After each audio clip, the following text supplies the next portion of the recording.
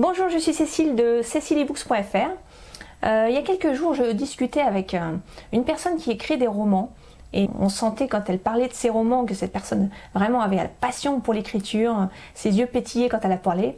Elle m'a même fait lire quelques-uns de ses textes que je trouvais plutôt bons. Et ensuite, on a parlé de l'édition. Et là, son visage s'est un peu crispé, un peu fermé.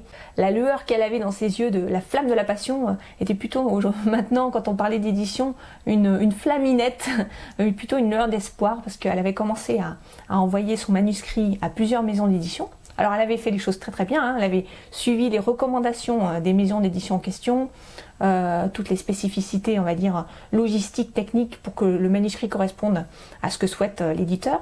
Elle avait même joint une enveloppe de retour pré-timbrée parce que le papier et l'encre coûtent cher. Hein, et donc elle attendait des réponses. Elle attendait.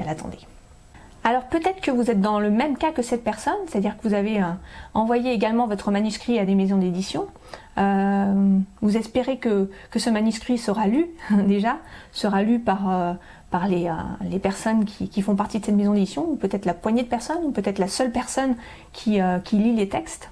Et vous espérez être l'élu du jour, l'élu de l'année, et que votre roman sera publié, que vous aurez un retour positif, ou au moins une lettre pour vous encourager et vous dire retravaillez un petit peu votre manuscrit et vous êtes sur la bonne voie.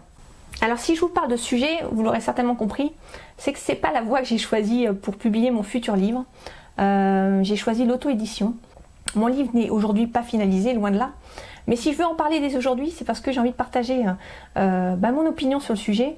Et c'est un peu la conversation avec ce romancier qui m'a un peu poussé à vous en parler dès aujourd'hui. Alors pour se faire éditer, on peut emprunter plusieurs chemins, dont l'édition traditionnelle et l'auto-édition. Et c'est ce dont je vais parler un petit peu plus aujourd'hui. Comment choisir le meilleur chemin pour soi ? Moi je dirais qu'il faut qu'il corresponde à deux critères importants. Le premier, c'est que ce chemin doit correspondre à votre personnalité, à vos atouts, à votre envie. Et le second, c'est surtout que vous puissiez vous faire éditer, puisque vous avez travaillé des mois, voire des années sur votre livre, sur votre manuscrit. Et vous avez envie forcément qu'il rencontre son public, ne pas le garder rien que pour vous et votre petite famille, vos proches, mais plutôt le partager et qu'il rencontre enfin un lectorat. Alors, souvent, un argument qu'on entend en faveur de l'édition traditionnelle, il y a beaucoup de gens qui sont attachés au papier, à la sensualité, tourner les pages, à l'odeur du papier.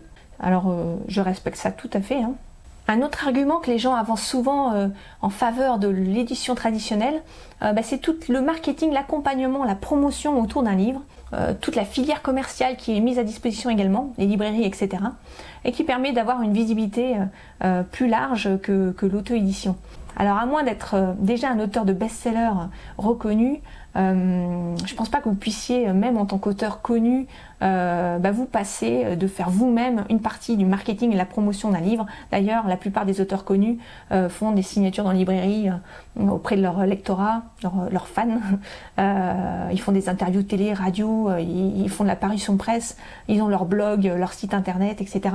Donc ils peuvent pas passer de ça, même s'ils sont déjà très reconnus. D'ailleurs, il n'y a personne de mieux placé que l'auteur lui-même pour parler de son propre livre, parce qu'il connaît lui-même l'historique, ce qui s'est passé, la façon dont il a écrit. Les gens aiment bien connaître un peu l'envers du décor, et c'est quand même le mieux placé pour parler de ça. Le marketing, ça fait partie de la vie d'un auteur, donc je pense pas que l'édition traditionnelle soit beaucoup plus porteuse par rapport à ce sujet-là. Et puis, une des meilleures publicités pour un livre, on le sait, c'est quand même le bouche à oreille pour qu'il fonctionne bien. Donc ça, le bouche à oreille, on va dire qu'il fonctionne que vous soyez en édition traditionnelle ou en auto-édition. Quant au second critère, à savoir que votre livre soit publié, il est évident qu'avec l'auto-édition, vous êtes sûr, à peu près sûr qu'il le sera, puisque vous êtes votre maître à bord, vous maîtrisez vous-même la date de publication, et donc vous mettez vous-même un feu vert au fait qu'il sera effectivement sur les plateformes de distribution.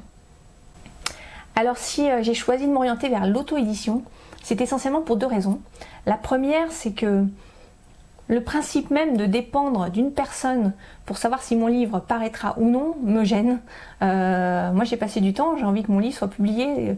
Ça, il n'y a pas de... Je peux pas faire autrement, quoi. Voilà. C'est énormément de temps investi, c'est énormément de passion.